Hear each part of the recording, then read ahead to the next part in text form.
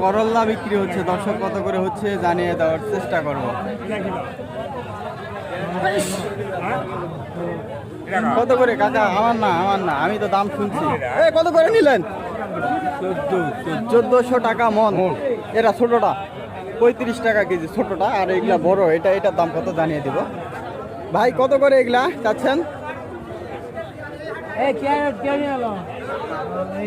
Carat তো নিয়ে গেল একজন। ওটা কি আপনার? ওটা কত করে দিলেন? 12 তো উনি বললো 1400।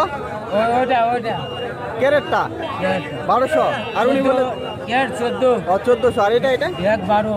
এটারই দাম কম, কি বলেন?